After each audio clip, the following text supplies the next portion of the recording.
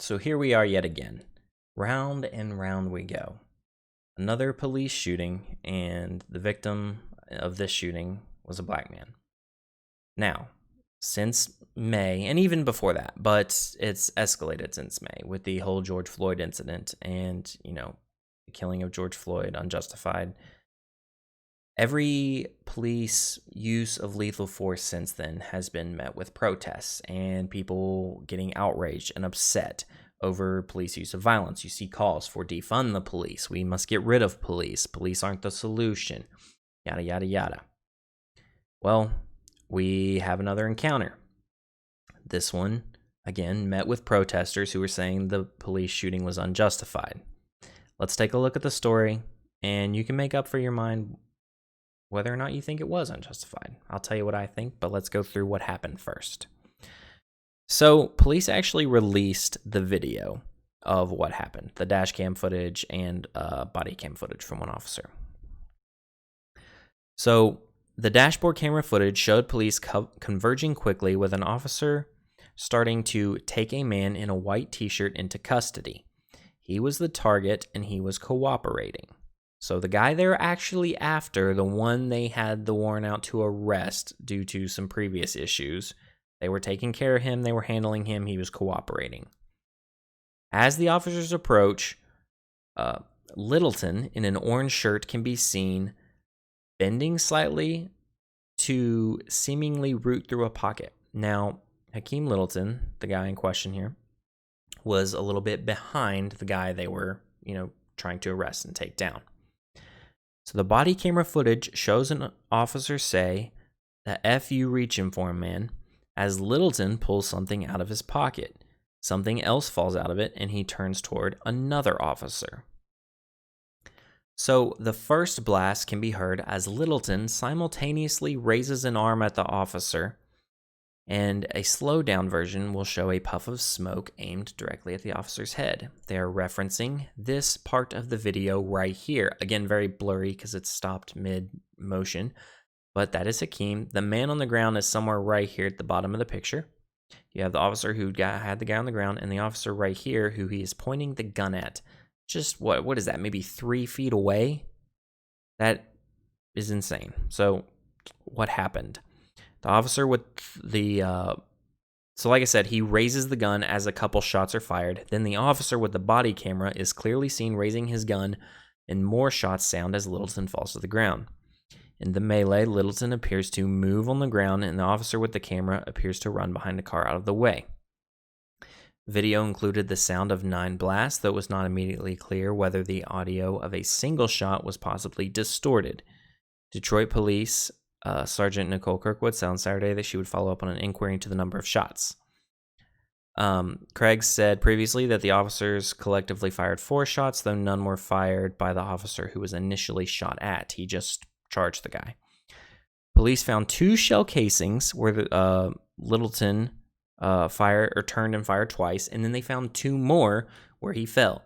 So the area where he fell, he fired either 2 shots as he was about to fall or 2 more as he was going down or already on the ground. The officers are on administrative leave following protocol. Called the officer who charged, to try to stop him a hero. Here's a section on the protests. We can get to that in a second. So, like I said, this is the footage here, or clip from the footage. I'll post a link to it so you can kind of analyze it for yourself. So, if you haven't already watched it, maybe go and watch that and then come back. But we will get now to the protesters and what some of them had to say and how some of the people are upset about this situation, not in the way you may necessarily think based on the story and the video footage that came out.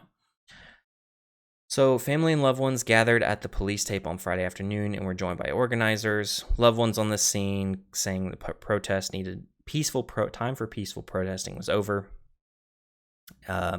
The uncle of Hakim said that his nephew was like many young men, working all the time and hanging out with friends.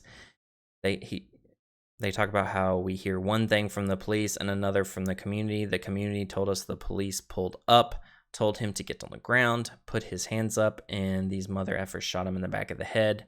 He says that his sister went and saw his nephew's body and that he had 2 gunshots in the back of his head plus other bullet wounds.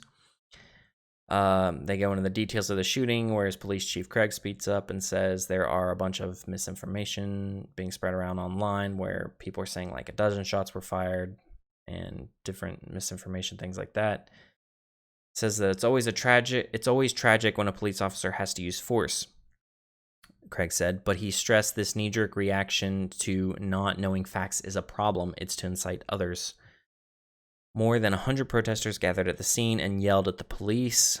It broke out into people throwing coolers, cones, different objects at the police. 2 were injured. The police fired tear gas back at the protesters, and it was similar to a lot of these other kind of violent protests that break out.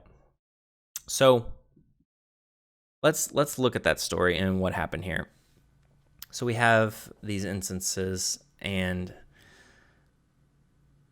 they turn into these protests and they get violent. But look at that situation. It is not like the George Floyd video that came out, right? It's not an officer pinning down a guy's neck. Now, as we learned later, there was way more stuff to that case, but whatever. The initial video, it's pretty clear in this. Hakim pulls the gun on the officer just a few feet from him. The guy's life is in danger. What are the officers supposed to do there, right? My first instinct would be to, stop that guy before he hurts anyone else in this area. Put him down, right? In a matter of seconds. He's already fired 2 shots as he's bringing his gun up. But I saw people interviewed in different groups on the street and whatnot about how the cops should have handled this. And especially one of them really got me. She was saying, why didn't the police just shoot him in the leg? And I hear this one all the time, too. Why didn't the officer just shoot him in the leg? Okay, let's look at this specific example why the officer did not shoot him in the leg. 1, it's not that he was going to get a gun somewhere. He pulls a gun out, fires 2 shots, right? The officers are now alerted to what's going on. All this in the span of a few seconds. He is trying to actively kill or harm an officer or anyone else in the area. So what would happen? This man has a gun in his hand. What would happen if the officer shot him in the leg? Well, you would shoot him in the leg. He would probably fall or limp or something, but that does nothing to his hand and his arm where he is holding the gun, unless he's a big drama queen and will throw it up in the air and fling his hands up. Most likely, he is going to continue to fire shots, or at least that's the worst case scenario, right? He fires and kills someone because he still has his gun. So that's not a good idea. And you know what's even more interesting is the fact that not only were the shell casings found from his gun where he was standing shooting at the officer, but also in the area where he went down. So he fired another couple shots at some point, either on his way down or after he was on the ground. So still having the gun was a danger. Luckily, he was not a very good shot. So with regards to a police officer, in that scenario, if you really want to look at it and say, what could they have done to keep Hakim Littleton alive while also, incapacitating his ability, incapacitating him and preventing him from using the gun? Well, the only thing I can see would be to, like I said, 1, the option is to just try to use lethal force and put him down, stop him. Your other option is to somehow shoot the gun out of his hand or shoot his wrist so he drops the gun, maybe. And to me, that sounds like something more out of an old Western or a John Wick movie where the people have absolutely perfect aim and practically superpowers and can shoot whatever the heck they're aiming at and hit it perfectly. But even then, all this happened in the matter of a few seconds. And the guy had already fired shots. It's not like he was standing there holding the gun, waiting, and the officer had time to pinpoint his aim. The guy's whipping out his gun, firing a couple shots. An officer's going to respond and just try to put him down as quickly as possible. It makes the most sense out of every other option that the officers had in that scenario. So, for all arguments that pertain to, the officers didn't need to use lethal force, I don't think any of those really hold up, at least not based on what I've seen from any of this video. But then when that doesn't work, you have the argument that the officers, didn't de-escalate the situation. They, escalated on purpose to cause harm, I guess. I don't know, but a lot of people seem to be making this point too, that improper de-escalation techniques are being used, and that then causes him, Littleton, to respond. They made the argument that Littleton didn't know what the intention of the police was, and he felt for his own safety and could have been concerned for his own safety. Okay. You want to play the woulda, coulda, shoulda game all day long. I mean, you can come up with whatever theory you want, but this whole, he might have been afraid of the police, and he might have been afraid his own life was going to be taken because he's seen videos of, police taking the life of other black men, and that scared him. And okay, I've seen videos of a white person being ripped out of a car by black people and being beaten up in the street.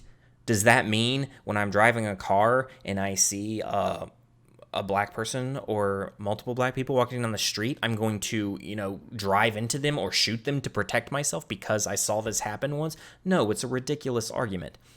So it's not, the police didn't have their weapons drawn on him beforehand or weren't trying to actively shoot him beforehand. They were dealing with a guy on the ground, and he reacted to them handling the guy on the ground. Nothing aggressive there or things that looked like he needed to protect his own life. Now, again, even then, if police were coming up more aggressively, I don't see how you think it's a good idea to just start firing your gun when there's how many of them and how many of you. Again, I don't know what he's thinking, but people are making the argument that, he was fearful and afraid, and that still doesn't justify opening fire on people that haven't done anything to you yet. And even then, if they're arresting you, that's a process that we have, whether you're guilty of something or not. If they were actually coming up to arrest him, it still doesn't justify him whipping out his gun and shooting them. So then they also, claim they need to look into the background of the officers, right? They need to see what wrongs have these officers committed, where have they gone wrong in their past that we can somehow place the blame. And that brings us to the part where I'm just extremely frustrated with things now, and that is the need to pin the blame on the opposite side to the point where, extreme action is taken and you get a win. So we have these sides, these teams, these things we've built up over, the past few years, however long, whenever it started, I don't know. But what I do know is right now there's people that treat different sides of arguments like their favorite sports team, but in a more severe and scary kind of way, especially when it comes to issues like this where someone was killed. And what happens is there are some people, and there's plenty of people in the middle, but there's a good number of people on each end of things that every time a police shooting happens, they instantly look on how to find ways and information to justify the police officers, and how they were justified in killing whoever it was. You also have people that, as soon as a story like this comes out, like these protesters, what happens? They instantly try to find ways to condemn the cops and show that the victim was innocent. And both of those groups of people are taking the wrong approach, right? Is that a really reasonable way to approach a situation? To go in looking for ways to justify the outcome you want or the narrative you want? In reality, shouldn't we be looking at this video and seeing where each party went wrong and what happened? And a lot of times, do you know what? I bet you both parties did something wrong, and that's in the scenario. Maybe someone had the wrong tone, or you could make all these little tiny arguments back and forth, right? Well, he shouldn't have been digging through his pockets, or he should have had a different tone when he approached things. It's all said and done, it's going to come out with someone really being at fault for something, and instead of looking at little tiny, nuanced areas of whether or not this person could have done this better, could have done that better, everyone can always be better in everything they do. If we get a perfect person show up in the world that does everything exactly right, then let me know. I'll give them a call. I'd love to talk to them. But overall, we can reasonably make, judgments on what happened based on evidence we have, right?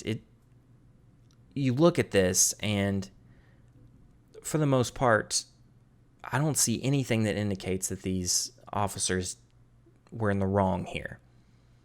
And certainly not anything that justifies completely, destroying their lives, abolishing the police, or claiming that this is proof all police departments are corrupt, or whatever the narrative is there. And it's crazy. I hate this